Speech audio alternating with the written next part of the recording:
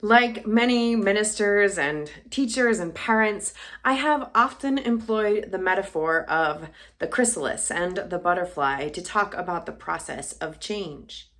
You know, that voracious, appetite-driven caterpillar who grows so much just to be able to go into hiding, where they're once enveloped in total darkness, every cell of their being works together to devolve first into total goo, and then to become, through imaginative rearranging and overwhelming commitment, no longer a slow-moving, fuzzy worm, but instead a beautiful, flying, delicate creature, the butterfly.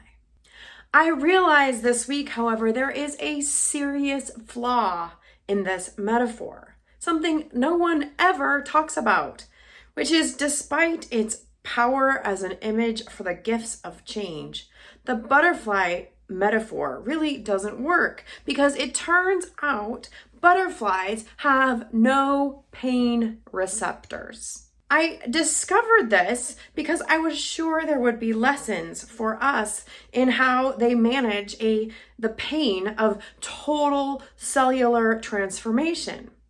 But it turns out there aren't lessons for them, because for them it doesn't hurt, which does not apply to us. The word threshold describes the place that is not the place you were and not yet the place you will be. It is the place in between, both literally, as in kind of that doorway place, the threshold, and often metaphorically. In her book, Trusting Change, Karen Herring says that while we don't know for sure, some believe the word threshold comes from the word thresh, as in the process of separating the nourishing parts of the grain from the inedible chaff. This root of this word, thresh, offers us what might be a more fitting image than the pain-free transformation of the butterfly. Threshing is not, as she describes, a gentle plucking process. It requires significant effort and force. When done by hand, it is an intensive, laborious process. After that initial step of separation, threshing continues with a process of winnowing, where you sort the grain from the chaff using wind. Literally, you work to direct and amplify wind to lift the lighter chaff and blow it away. This is a practice that has historically been often done in community, where you would gather together muscle and air in an effort to recover the seeds that would feed the future. This image of threshing and winnowing reminds us that there is work to be done in the in-between. Work that can feed us and help us create what is not yet. That is, if we move through the threshold with intention and effort, separating what should be carried forward from the past because it will be nourishing and life-giving, and then what should be discarded because it only weighs us down. There is nothing easy implied in this work of thresholding, which is fitting because it is often filled with grief and hard work, which means that, like the other sort of threshing, it helps to do it in community. All this to say, the next time someone tries to tell you to be like a butterfly and embrace change, you can let them know that your minister said that was ridiculous. We can't be butterflies, but we can be sowers of seeds that will create our future intentionally and bravely, where we let go, as Herring says, not only what we no longer need, but astonishingly and painfully, repeatedly loosen our grip on what we love most in order to make way for an emerging future. All of this reminds me of one of the closest relationships in my whole life. This one was in my young adulthood.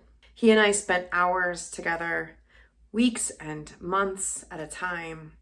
We worked on projects together. We taught each other about life. We became more of ourselves through our relationship. But then one day, he told me he wanted our relationship to be something else, something I understood it couldn't be. We tried hard to stay close after he'd told me this, but after a while, I realized it was really too late.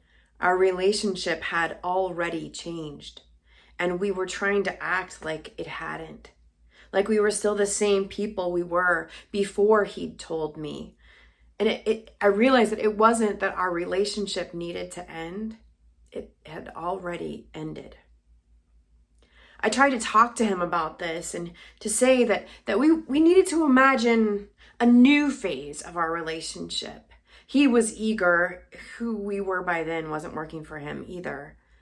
But these efforts too were just awkward and painful. Eventually we realized that the only thing left for us was to let it all go and see if somewhere in the great unknown, something new might emerge. In the Jewish tradition, tonight marks the beginning of the Jewish High Holy Days, the celebration of Rosh Hashanah. This day is a celebration of what Jewish scholar Alan Liu refers to as, quote, the day the world burst into being out of nothing. A day that stands for both the event of creation and its continuous renewal. Every moment of our lives, the world bursts into being out of nothing, falls away, and then rises up again. Every moment, he says, we are renewed by a plunge into the void. Rosh Hashanah is a time where we recognize that new creations that are always possible at least when whole worlds also fall away. The world bursting out of nothing again and again, possible, but not guaranteed. Possible if we can refuse to rush ourselves out of that void, out of the emptiness, if we can cultivate a holy patience, a holy pause to find ourselves fully at that threshold, the in-between. Without rushing to be somewhere else, certain and complete, without clawing at the air to get back to a past that we understood, without rehearsing future tragedies. Too much. That's Elaine's focus next week, actually, the futures we think we are preparing for. If we can stay put in the horrible, glorious in-between, Rosh Hashanah reminds us that there we can discover the possibility of a new creation in us and in all of life. As Richard Rohr writes, we have to allow ourselves to be drawn out of business as usual and remain patiently on the threshold, where we are betwixt and between the familiar and the completely unknown. There alone is the old world left behind, while we are not yet sure of the new existence. That's a good space where genuine newness can begin. Get there often, Richard Rohr says, and stay as long as you can, by whatever means possible. It's the realm where God can best get at us because our false certitudes are finally out of the way. This is the sacred space where the old world is able to fall apart and a bigger world is revealed. Herring calls this process of remaining on the threshold the practice of a transformative pause. As she says in her poem, spiritual teachers call this the gap between this and that. It's the gap that makes room for options. It is how patterns break open, how choice happens when we slow down and make room.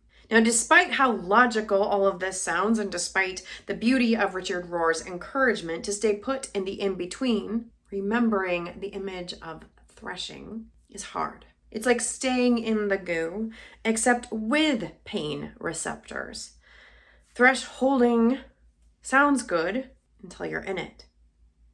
Staying put in the in-between means getting a lot of input, but not yet acting, or resolving discomfort, or moving to fix or problem solve. It requires fighting the human cycle of action, reaction, stimulus and response, and instead just receiving the action, the stimulus, and then just pausing. It reminds me of when my children were younger, toddlers or so, and they would get frustrated with something they were working on and throw a big fit, screaming and crying. And my impulse, human impulse, is to go in and help. But the real possibility for change, for them to grow, is that for them to stay put in the goo with pain receptors and try to figure it out themselves. When we pause, we make room for that growth in ourselves and in the collective. We make room for self-reflection, meaning-making, and change. This is why Herring calls it the transformative pause.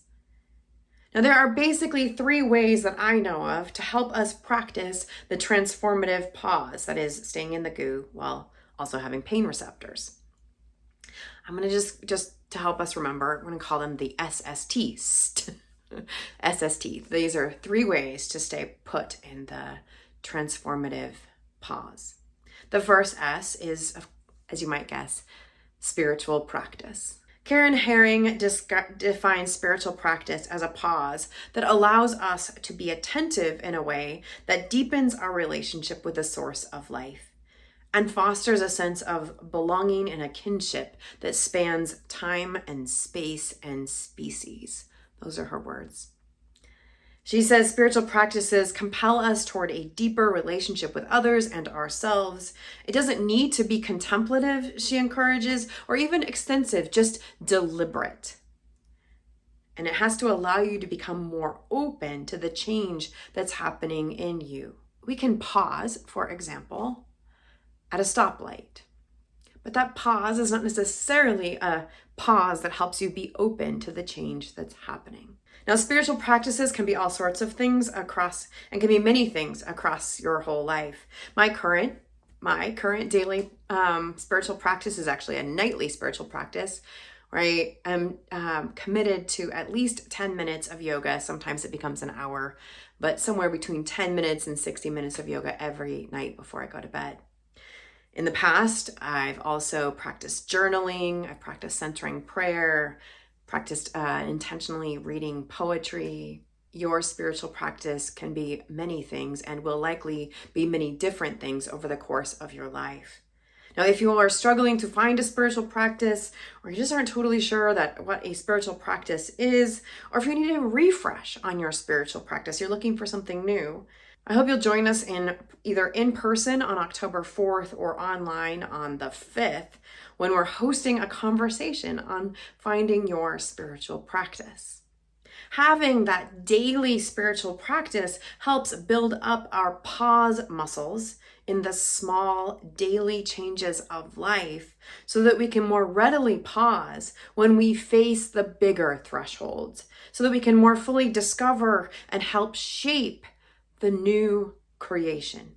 Okay, so that's the first S. The second S is Sabbath. Now, like spiritual practice, Sabbath can look all sorts of ways. It doesn't just mean resting on Sundays. It just means you are interrupting deliberately the push to fit more and more in. And instead, you are deliberately taking a break. A break might mean for you literally napping. Or it might mean simply doing nothing. Or it might mean still moving, but in a way that interrupts whatever rush is usually pushing upon your life. It is a way of acknowledging that the world continues on without your effort, that there are partners beyond your own will. And it's making space to notice and pay attention to those partners. It might also mean setting aside time once a week to gather in community, a community of all ages, say, where we are all turning our attention to those things which matter most. Something like this. One of my favorite ways to think about Sunday worship is as a pause that interrupts what Kathleen McTeague calls that headlong tumble into the next moment, until we claim for ourselves, as she says, awareness and gratitude. Setting aside time every week for gatherings like this, it is inconvenient and disruptive. And that's part of the point. It is an intentional inefficiency that connects us back with being instead of only doing, which helps us pay attention to those greater rhythms at work in our life, the people who are present in the threshold with us. Which brings us to the third way that I know of to practice that transformative pause, the T. We've had S, spiritual practice, S, Sabbath, now T. T is what Karen Herring calls thresholding with others. As in finding those people who will intentionally move through change and stay put in the goo with you and help you hold that discomfort and pain. People who will intentionally and deliberately share in conversation with you in and around the changes of life. Conversation, Herring reminds us, is a word that at its root means, quote, the act of living with, or to turn about with. Conversation. Through shared and intentional conversation, we can be heard into speech, heard into our own story, and hear each other into our changes individually and collectively. Being heard and hearing others in our stories of change helps our changes integrate and become more fully a part of our own self-understanding. Now, starting in October, you can join in conversations with fellow thresholders in a special version we're offering of our journey groups. They will be focused on Karen Herring's beautiful and brilliant work, including this idea of practicing a transformative pause. You can go to our series page, foothillsuu.org/life-changing, to get connected to these special journey groups. And that's also where you can find more information and sign up for those spiritual practice conversations as well. It is not easy to stay put in the threshold long enough for transformation to happen, which is why we need things like the S, and T, spiritual practice, Sabbath, and thresholding with others. We need these things threaded into our daily lives. Now, it has been 20 years now since my dear friend and I decided to let go and to live in the uncertainty of the great unknown. In some ways, it's hard to admit that we never found our way back to each other, back to relationship, because it was a real loss that in a lot of ways I really wish could have been different. There were many days where I wanted to call him and tell him we were wrong, that we could figure it out, but I didn't. And I am so grateful I didn't. Because what happened when I gave in to that great unknown space is that I was better able to see the changes that were already taking place in me. And I could let them grow in ways that I wouldn't have if I'd tried to keep us connected. The gift I realize with time and distance is that the ways I have grown as a result of letting that relationship go make me today a better friend, a better partner, and a better minister. In this time of year, with the turning of the season and the cycles of the Jewish high holy days, we are reminded of the gifts of the threshold space. Every day, we have the chance to more fully let go and step out into that place where, as Richard Rohr says, God can best get at us because our false certitudes are finally out of the way. Every day, and every moment, we are invited to become the person we are called to be, to help create the life of greater love and freedom for all. And every moment we can be together in this journey, in the great and uncertain unknown, where we can shape and become, in community, a new creation. May it be so, and amen.